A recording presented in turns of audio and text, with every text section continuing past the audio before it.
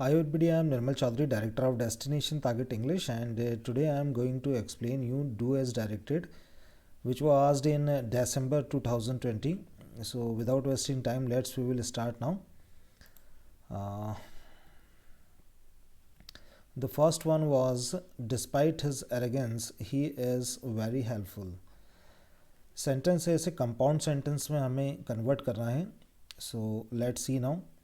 Compound sentence में आप देख सकते हैं हमें एक कंजंक्शन का यूज़ कर कर जोड़ना होता है. तो इसी सेंटेंस को हम इस रूप में लिख सकते हैं, he is arrogant but he is very helpful. It's very easy, just you need to add but. But एक जो है कंजंक्शन है वो आपको यहाँ पर ऐड करना है. आप देख सकते हैं यहाँ पर मैंने अंडरलाइन करके दिया हैगा, तो easily you can understand. In compound sentence we have to use a conjunction. Next पूछा गया था, as soon as he reached the station he saw his cousin. Negative sentence में से हमें कन्वर्ट करना है और विदाउट चेंजिंग द मीनिंग होना चाहिए ये. तो इसका हम बनाएंगे नेगेटिव में नो सूनर डिड से. एज सुन एज की जगह हमें नो सूनर यूज़ करना होता है. फिर आपको डिड यहाँ पर लगाना ही होगा. नो सूनर के साथ डिड या हैड का यूज़ करते हैं हम. और डिड के साथ में आप यहाँ देख सकते हैं ऊपर सेकंड फॉर्म दिया हुआ है, ईडी दिया हुआ है. लेकिन जब सेंटेंस में डिड का यूज़ करते हैं तो वहाँ पर हमें फर्स्ट फॉर्म का यूज़ करना होता है. आप दोनों से बना सकते हैं, had plus third form use कर कर, क्योंकि हैड के साथ में थर्ड फॉर्म यूज़ होता है. और यदि आप डिड से सेंटेंस को कन्वर्ट कर रहे हैं तो फिर डिड के साथ आपको फर्स्ट फॉर्म का यूज़ यहाँ पर करना होगा. तो यह सेंटेंस हो जाएगा, no sooner did he reach the station. आपको यहाँ पर देन का यूज़ भी करना होगा. Then he saw his cousin. जैसे ही वह रेलवे स्टेशन पर पहुँचा उसने अपने कज़िन को देखा. It is in Hindi. तो ज़रूर याद रखिए, एज सुन एज की जगह नो सूनर का यूज़ करना है. फिर आपको डिड लगाना है, डिड के साथ में फर्स्ट फॉर्म का यूज़ करना है. और जहाँ से नया सेंटेंस शुरू हो रहा है वहाँ पर आपको देन का यूज़ करना है, THAN. नेक्स्ट है, you have a beautiful house. Exclamatory sentence हमें बनाना है इससे. तो इसका हो जाएगा, what a beautiful house you have. It's very simple. आपको यहाँ पर एक्सक्लेमेशन मार्क यूज़ करना है और what a beautiful house you have. Next, it is very difficult for me to tell you his address. We have to convert this sentence into complex sentence. We have to use a clause here. So यह sentence हो जाएगा, it is very difficult for me to tell you. यहाँ पर हमें what का use करना है. What is his address? It's very simple. Now you can see that clause we have used here and we have made the sentence. It is very difficult for me to tell you what is his address. Next, we want to know why he was absent yesterday. Simple sentence में इसे convert करना है हमें. Simple sentence में हमें कुछ भी use नहीं करना है, ना कंजंक्शन ना कोई क्लॉज यूज़ करना है हमें. तो इसका सिंपल सेंटेंस हो जाएगा यहाँ पर, we want to know the reason why we want to know the reason of his absence. The reason of his absence single sentence हो गया है, इसे हमने सिंपल बना दिया है. ये 5 हैं यहाँ पर. नेक्स्ट 5 वी विल सी.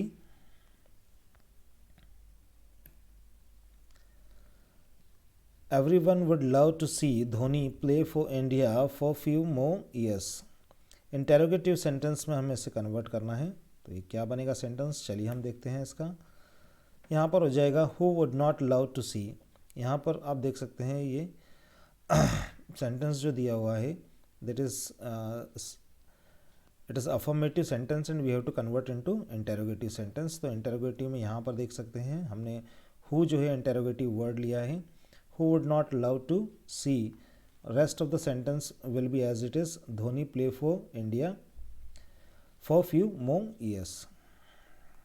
तो यहाँ पर हमें क्वेश्चन मार्क भी ऐड करना है क्योंकि ये इंटेरोगेटिव सेंटेंस हो गया है. हमने इंटेरोगेटिव का यूज़ भी कर लिया है और मीनिंग भी इसका चेंज नहीं हुआ है. नेक्स्ट है, he asked me if I had seen the girl the previous day. We have to convert it into direct speech. You can see that it is indirect speech और हमें इसे direct में convert करना है. It is very important, you must know how to convert direct to indirect and indirect to direct. Most of the time what happens, ज़्यादातर लोगों को direct से इनडायरेक्ट कन्वर्ट करना आता है, लेकिन कई बार उल्टा हो जाता है। यहाँ पर डायरेक्ट इनडायरेक्ट का सेंटेंस दिया होता है और आपको डायरेक्ट में कन्वर्ट करना होता है।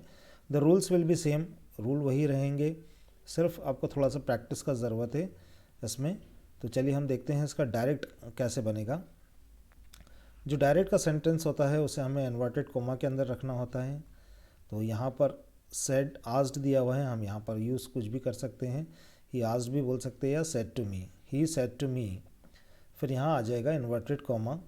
यहाँ पर आप देख सकते हैं इफ़ का यूज़ किया हुआ है उसने, मीन्स यहाँ पर हमें हेल्पिंग वर्ब से सेंटेंस को शुरू करना है। क्वेश्चन है ये, क्योंकि क्वेश्चन के अंदर ही जो है हम इफ़ को यूज़ करते हैं जब क्वेश्चन जो है वो हेल्पिंग वर्ब से शुरू हो रहा हो, इंटरोगेटिव वर्ड से नहीं। तो इफ़ की जगह पर यहाँ पर डिड हमें यूज़ करना है। डिड इसलिए आएगा क्योंकि यहाँ पर आप देख सकते हैं हैड प्लस थर्ड फॉर्म दिया हुआ है। तो जो डायरेक्ट से इनडायरेक्ट में कन्वर्ट करने का रूल होता है वो होता है सेकंड फॉर्म में, अगर डायरेक्ट में तो इनडायरेक्ट में हैड प्लस थर्ड फॉर्म हो जाता है। तो हमें उल्टा करना है, यहाँ पर हैड प्लस थर्ड फॉर्म दिया हुआ है तो हम यहाँ सेकंड फॉर्म से सेंटेंस बनाएंगे, मीन्स डिड से। तो इसका सेंटेंस हो जाएगा डिड यू, डिड के साथ सी फर्स्ट फॉर्म हमें यूज़ करना है, हैड के साथ थर्ड फॉर्म आता है और डिड के साथ फर्स्ट फॉर्म आता है। मैंने अभी पिछले सेंटेंस में भी आपको बताया है, नो सूनर डिड वाले में। तो इसका डायरेक्ट सेंटेंस हो जाएगा he said to me did you see the girl, और प्रीवियस डे का हो जाएगा यस्टरडे। यस्टरडे का प्रीवियस डे हो जाता है तो हमें उल्टा करना है, प्रीवियस डे का यस्टरडे करना होगा। Next, did somebody tell you to write the assignment again?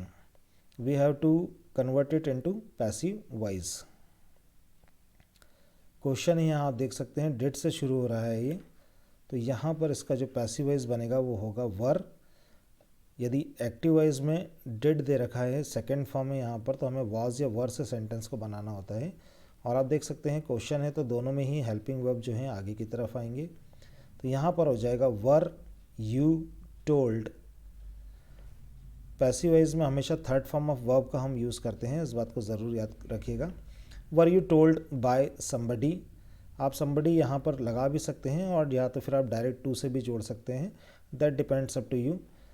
Were you told by somebody, it is not necessary to use, because जब काम करने वाला व्यक्ति निश्चित या अनिश्चित होता है तो हमें उसको लगाना ज़रूरी नहीं होता है पैसिव वॉइस में।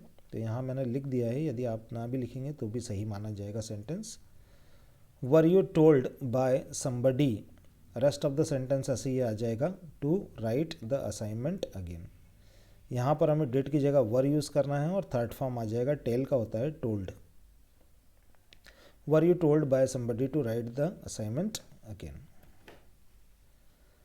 नेक्स्ट यहाँ पर दिया हुआ है he is wise but he is lazy. यहाँ आप देख सकते हैं कंजंक्शन यूज़ किया हुआ है बट, हमें कन्वर्ट करना है ऐसे सिंपल सेंटेंस में, तो हमें इसे हटाना होगा यहाँ से। तो इसकी जगह पर हम बना सकते हैं in spite of his wisdom he is lazy. In spite of से आप बना सकते हैं और आप इसे डिस्पाइट से भी बना सकते हैं। दोनों में सिर्फ अंतर इतना है, the major difference is that only in spite के साथ ऑफ का यूज़ होता है और डिस्पाइट से अगर आप बना रहे हैं तो फिर आपको ऑफ का यूज़ यहाँ नहीं करना है। Despite his wisdom he is lazy. दोनों में से किसी भी तरीके से आप जो है सेंटेंस को बना सकते हैं।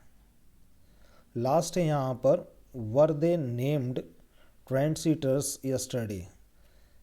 यहाँ पर भी आप देख सकते हैं उल्टा सेंटेंस दिया हुआ है, ये पैसिव वॉइस सेंटेंस है, हमें इसको एक्टिव वॉइस में कन्वर्ट करना है। तो आप ज़रूर याद रखिए, आप सेंटेंस को दोनों तरह से प्रैक्टिस ज़रूर कीजिएगा, एक्टिव से पैसिव और पैसिव से एक्टिव बनाना भी आपको आना चाहिए, डायरेक्ट से इनडायरेक्ट और इनडायरेक्ट से डायरेक्ट। यहाँ पर आप देख सकते हैं वर के साथ में थर्ड फॉर्म दिया हुआ है, तो आप इजीली यहाँ पर समझ सकते हैं कि ये पैसिव वॉइस सेंटेंस है। Is am are was were के साथ में थर्ड फॉर्म दिया हो तो वो पैसिव वॉइस में ही यूज़ होता है। अब now we have to convert it into active voice. So यहाँ पर डिड आ जाएगा, जैसे आप यहाँ देख सकते हैं यहाँ डिड था तो हमने वर कर दिया है, अभी यहाँ पर वर दिया हुआ है तो हम डिड कर देंगे। Did somebody name them trendsetters yesterday.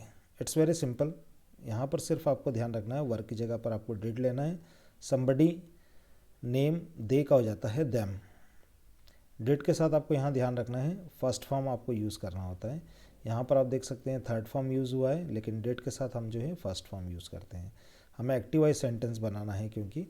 सो ये हो गया है did somebody name them trendsetters yesterday, they का हो जाएगा यहाँ पर देम। तो ये 10 जो हैं डू एज डायरेक्टेड पूछे गए थे 2020 RIMC एग्जामिनेशन के अंदर। मैं उम्मीद करता हूँ आपको समझ में आए होंगे and this will definitely help you in future examination. If you are preparing for RIMC this will definitely help you. यदि आप बेसिक्स के ऐसे ही कुछ रूल्स को जानना चाहते हैं जैसे एक्टिव पैसिव है, डायरेक्ट इनडायरेक्ट है एंड मैनी मोर, तो उसके लिए आप ये बुक ले सकते हैं, मेरे डेस्टिनेशन टारगेट इंग्लिश नाम से अवेलेबल है अमेज़न पर, या फिर आप इस नंबर पे कॉल करके भी इसे ऑर्डर कर सकते हैं। इसमें आपके ग्रामर के बेसिक रूल्स जो हैं वो मैंने दिए हुए हैं, वो आप आसानी से क्लियर कर सकते हैं। And I have explained each chapter in Hindi also, so you will not face any kind of problem to understand it. And if you want to join online and offline classes for RIMC, you can contact me. I hope that you enjoyed this video. यदि video अच्छा लगा है तो please इसे like करें, दूसरों के साथ शेयर करें, और चैनल पर नए हैं तो चैनल को सब्सक्राइब ज़रूर कीजिएगा। पढ़े पढ़ाएं, देश को आगे बढ़ाएं। Thank you, have a nice day.